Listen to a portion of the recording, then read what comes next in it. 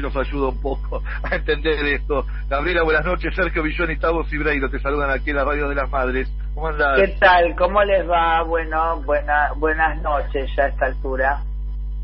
Sí, Gracias, buenas noches. Bueno, Gabriela, sabés los números de hoy, de este viernes, y los números son cada vez más altos, y recuerdo declaraciones tuyas con respecto a números que pueden venir si hacemos poco.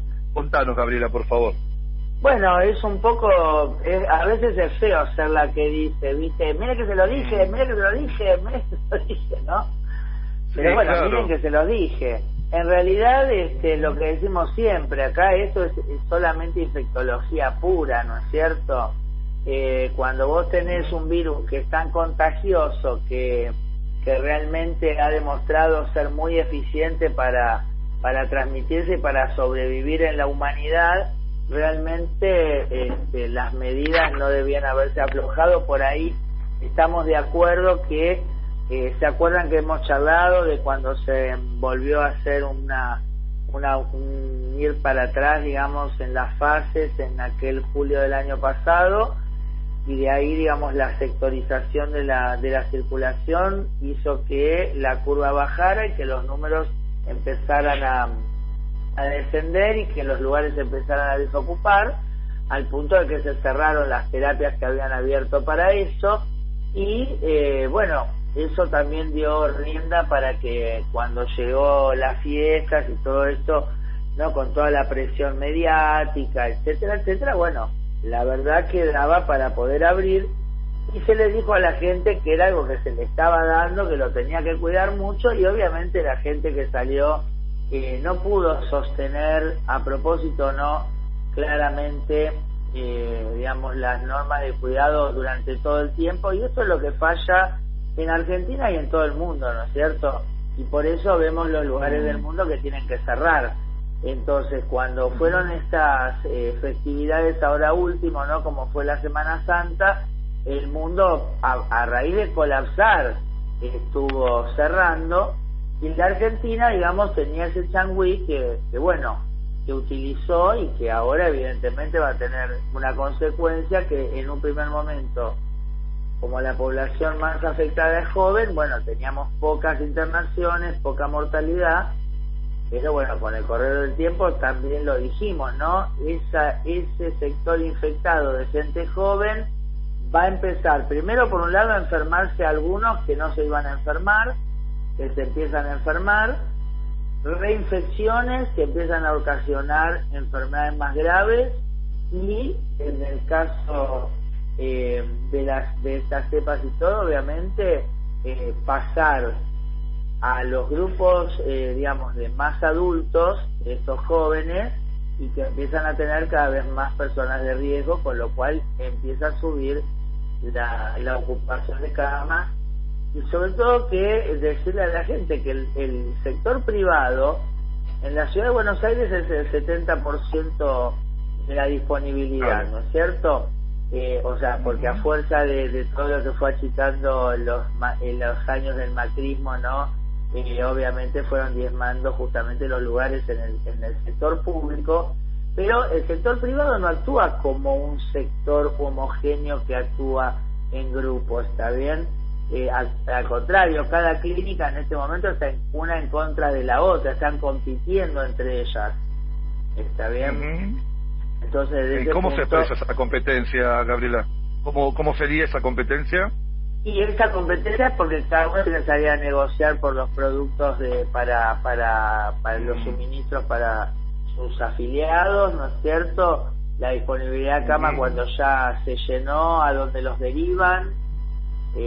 Obviamente que hay lugares que están vacíos porque no tienen pacientes y qué sé yo, y bueno, se los mandan ahí. Pero no es que es un sector como ese sector hospitalario que actúa en red, ¿entiende? Claro, sí, bueno, no hemos hablado de este tema. Porque la gente cree que el privado, o sea, porque lo que yo decía es que no vas a comparar lo que es el sector privado con el público. Entonces, justo hablábamos con Goyan y él decía, no, que el sector privado en la ciudad es el mayoritario, sí, pero no actúa como grupo, ¿está bien?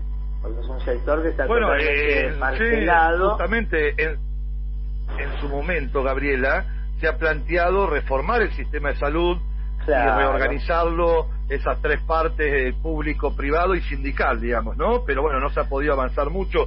Se presentó Claro. el proyecto de ley en Congreso, pero no se ha avanzado.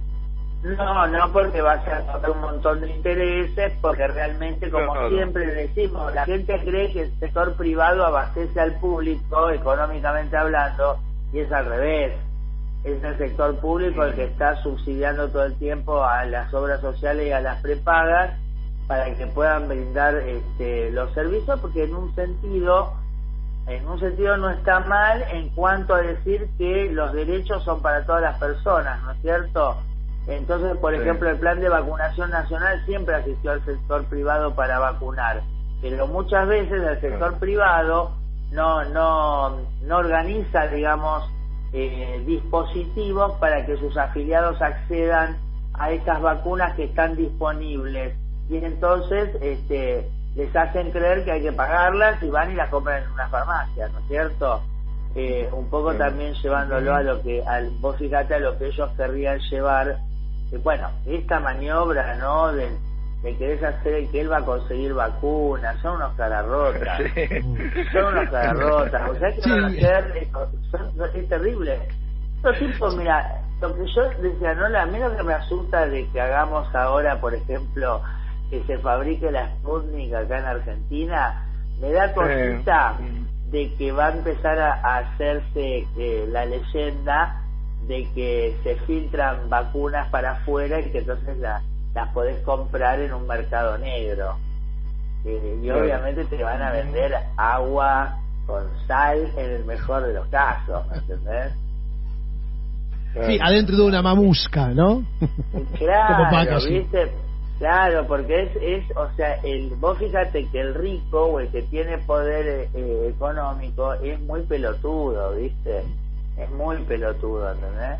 O sea, tienen plata, sí, para las cuestiones colectivas, ¿no? Para las cuestiones individuales. Escúchame, no, peor, porque se fueron escucha, ¿vos te parece que se vayan de vacaciones a Brasil o se vayan de vacaciones a México y vas a pensar que si tu pibe va a un viaje egresado a México, en México lo van a tener en un boliche a 2 metros de distancia de otro pibe, y que después cuando te hagan un hisopado, ese hisopado va a ser positivo, cuando si fuera positivo te va a tener que quedar 15 días en otro país a cuenta de la empresa? No son idiotas.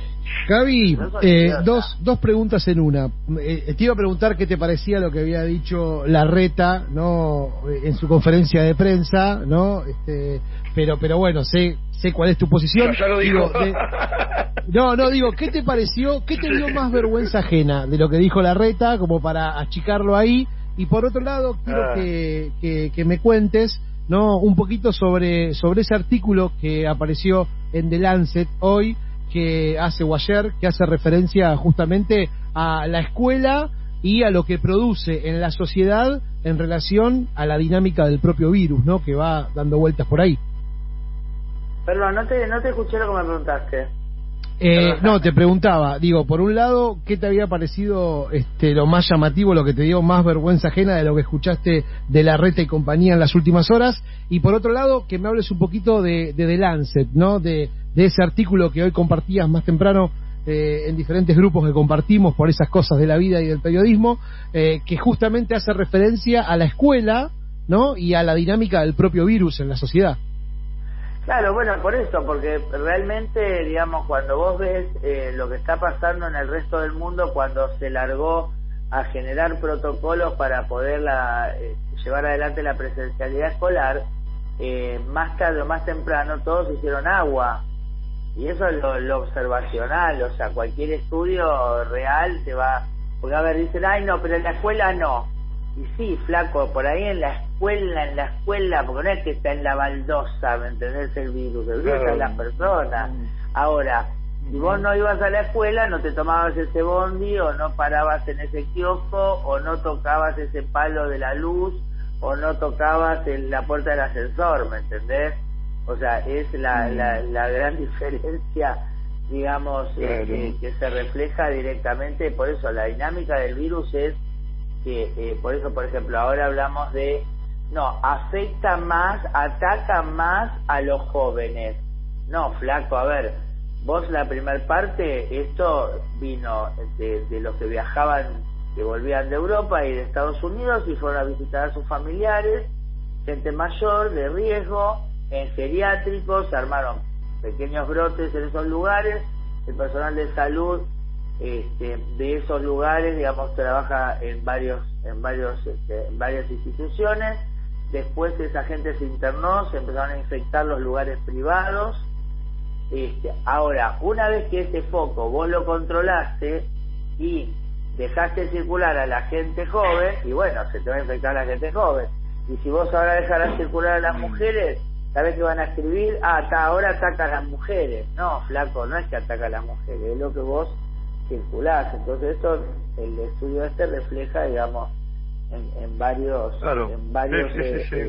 análisis, que esto está claro. Y en la Argentina, claro, en la ciudad de Buenos Aires, claramente inició la presencialidad y a las 2 semanas aumentaron los casos y empezaron a aparecer los niños ya. Sí, y también ahí, Gaby, ¿no? en ese informe, digo, un dato no menor, que se menciona que hasta ya hay algunos indicios que el tránsito del COVID por el cuerpo de un niño o de una niña dejaría secuelas de largo plazo, ¿no? Casi crónicas, ¿puede ser? Claro, mira, eso es un tema que obviamente es más especulación, no por bajarle el precio a lo que es un niño con un problema, por ejemplo, una secuela de insuficiencia respiratoria, por ejemplo, ¿no? Se empezó a ver un síndrome inflamatorio importante, aparte de la posibilidad de reinfecciones, donde ya los segundos o terceros ataques son cada vez más graves, la cuestión de que las vacunas no nos sirvan, ¿no? O sea, todo eso lo favorece dejar que el virus circule en la población. Entonces vos, digamos, a futuro, si vos inclusive, por ejemplo, ¿no? Si vacunases a los niños y a todos los que van a circular porque van a las escuelas, porque van a la oficina, etcétera, etcétera, ya de ahí vas a lograr, por ejemplo, que la circulación del virus a futuro se controle, por ejemplo.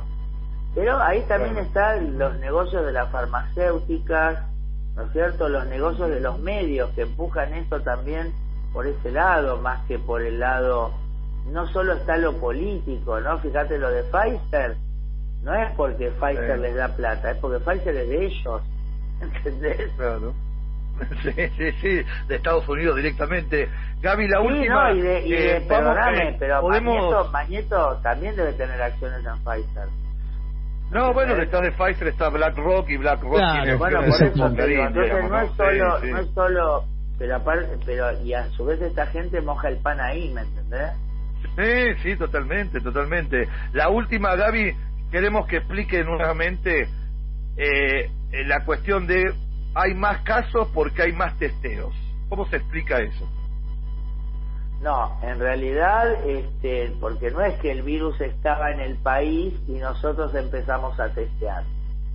El virus no estaba circulando en el país y empezó a circular a partir de que la gente llegaba de esos viajes que estamos contando y en vez de restringirse iba de acá para allá, ¿no es cierto?, organizando mateadas, asados y todo eso, y bueno, se empezó a propagar porque es un virus, a diferencia de los otros brotes de coronavirus que hubo en el año 2002 y en el 2012, que no eran tan transmisibles y que, bueno, sucedieron en Oriente también, pero se logró rápidamente, ¿no? O sea, bueno, hubo miles y miles de muertos también, pero o sea, no se propagó porque justamente no tenía la contagiosidad que tiene este coronavirus. Entonces, de ese punto, nosotros lo que en la medida que aumentamos nuestra circulación, vamos a aumentar sí o sí la circulación del virus. Esto es pura matemática, ¿no? Independientemente de la cantidad de testeos que hagas. Claro, o sea, vos con el testeo lo que haces es que, de hecho, a ver, vos fíjate que vos tenés un índice que decís, bueno, cuando yo testeo para decir, estoy testeando una suficiente cantidad de gente para que no me pase esto de decir, bueno, ya está, ¿no? ¿Hasta dónde está? Me tiene que dar hasta un 10% positivo. ¿Me entendés? Entonces, si a vos te dio 80% con 100, vos diste 100, y te dieron 80 positivos, vos tendrías que haber testeado 800 veces para que ese test sirva digamos, o para que digas, bueno, esos números. ¿Por qué? Porque vos a su vez, por cada test positivo que tengas, tenés una cantidad de gente que está, digamos, infectada, pero que vos no la estás testeando, ¿está bien? Y ese número está entre 5 y 10 veces el número que vos tenés. Y es enorme. Cuando empezás a hablar de los números reales, posibles, la proyección es enorme. Pero todo eso, si vos me decís, bueno, entonces aprovechemos, ¿no? Porque esa es la pregunta, bueno, entonces aprovechamos, ya que somos millones y millones, ya estamos cerca de la inmunidad de rebaño. Sí, no, bueno, pero si seguís así, se te va a morir la gente. Sí, está bien, vas a matar, y hay que ver si te sirve. ¿Te acordás, ¿no? que había una ciudad en Brasil que se infectaron casi todos y no hubo inmunidad de rebaño? No me acuerdo cómo se llamaba esa ciudad de Brasil. Claro, porque una bueno, vez Gaby, que empezás, lo de Manaos le pasó Manaos eso. creo que era, sí, claro, sí, Manaos, sí, y de ahí sí, generaron la nueva sí. cepa. Que díganle a la gente que no vino en una botella de gaseosa, ¿no? Claro, exactamente. Porque encima la Bueno, pueden Coca-Cola escuchar estás, Gaby.